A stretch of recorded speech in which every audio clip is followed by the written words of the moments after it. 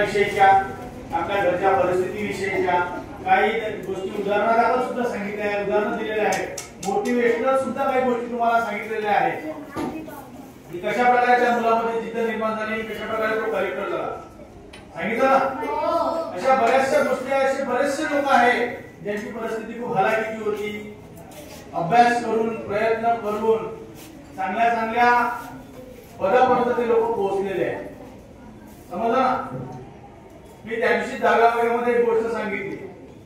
विश्वास नागरे पाटील मुंबईला पोलीस अधिकारी होते, त्यांचे सुद्धा मोटिवेशनल व्हिडिओ मी तुम्हाला सांगितलेले आहे, त्या दिवशी पण सांगितलं. समजलं. छोटंसं सांगतो. त्यांनी एकच गोष्ट सांगितली की ज्या हिरो लोकांना मी पायासाठी धडपडत होतो ते हिरो लोक आता माझी अपॉइंटमेंट घेतात 2-2 दिवसासाठी, म्हणजे 2-2 दिवस वाट पाहत. असे अनेक लोक होऊन गेलेले. शेवटी अभ्यासाशिवाय पर्याय नाही. तुम्हाला अभ्यास करूनच चांगला मोठा अधिकारी होता येतं आणि ते तुम्हाला करावं लागतं. ठीक आहे. आता जे काही तुम्हाला मार्गदर्शन सरांनी केलेलं आहे याच्यातल्या कोणत्या कोणत्या गोष्टी तुम्हाला समजल्या, कोणाकोणाला समजल्या ते एक एक जण हात वर करा आणि सांगा. काय समजलं वैष्णवी? हा वैष्णवी सांग. हिंदीत पण सांगू शकता. काय सांगितलं सांग ना. थोडक्यात जेवढं तुला समजलं, जेवढं अवगत झालं तेवढं सांग. समोर समोर ये माईक मध्ये काय ना ये बेटा ये नाही काय ना ये जसं सांगता येईल तसं सांग. मला नको सांगू, यांना सांग. माईक घे, माईक घे, माईक घे. बरं दूर त्यांनी जे जे सांगितले याच्यातून हेच कळते की अभ्यासाशिवाय काही पर्याय नाहीये जीवनात. म्हणजे जीवनात समजा यशस्वी व्हायचं असेल, उच्च पदावर नोकरीवरती लागायचं असेल, जीवनामध्ये यश मिळवायचं असेल तर अभ्यासाशिवाय पर्याय नाही. तुम्हाला अभ्यासच करणे आहे. बरोबर आहे. अभ्यास करतो याचा स्वतःच बद्दलचा विचार तुम्हाला स्वतः करायचा, चिंतन मनन करायचं की आपलं कुठे चुकतंय, आपण काय करतो आहे, आणि त्यानंतर ठरवायचं की आता आपण काय करायचं. समजलं ना. अजून कुणाला काय समजलं? अजून कुणाला काय समजलं?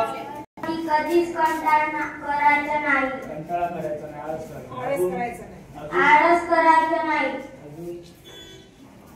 मस्तपैकी शिकायचं. कधीही जीवनामध्ये आळस कंटाळा कधीही करायचा नाही. बरोबर आहे ना. तुम्हाला माहित आहे आळस हा माणसाचा शत्रू आहे आणि म्हणून आपल्यामध्ये आळस नको. अजून कुणाला काय समजलं?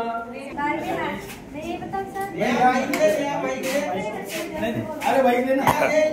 कितनी बार भी हारने के बाद कभी हार नहीं चाहिए, वापस उठ के फिर से तैयारी करनी चाहिए. म्हणजे एखाद्या गोष्टीमध्ये आपण समजा अपयशी झालो तर खचून जाण्याची गरज नाही. आपण पुन्हा प्रयत्न करत राहायला पाहिजे आणि प्रयत्न करत राहिलो तर नक्कीच तुम्हाला यश मिळणार आहे. किती जण?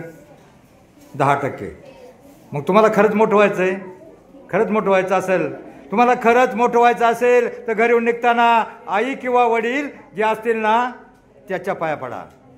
8 दिवसानंतर तुम्हाला इफेक्ट कळेल. अरे आमची सोनी किती गुणाची झाली, आमचा मोन्या किती शाना झालाय. मग तुमच्यासाठी ते रक्ताचं पाणी करतील, हाडाच्या काळ्या करतील, घामाच्या धारा गाळतील. फक्त एक करा, 8 दिवसानंतर तुम्हाला इफेक्ट कळेल. कारण आई वडिलांचे आशीर्वाद असल्याशिवाय माणूस मोठा होऊ शकत नाही. आता मला सांगा किती जण पाया पडणार? सगळे पडणार का? सगळे जर तुम्ही पाया पेडले ना तर मी पुण्याहून इथं आलोय, मी पुण्याहून इथं आलेला फायदा झाला असं म्हणेल. सगळेजण पाया पडा. आई वडिलांच्या आशीर्वादाशिवाय आई वडील आणि शिक्षक फक्त 3च माणसं तुमचं भलं चित्तात, तिघांनाच वाटतं तुम्ही मोठं व्हावं म्हणून सगळ्यांनी पाया पडावं हीच इच्छा व्यक्त करतो. थांबतो. धन्यवाद.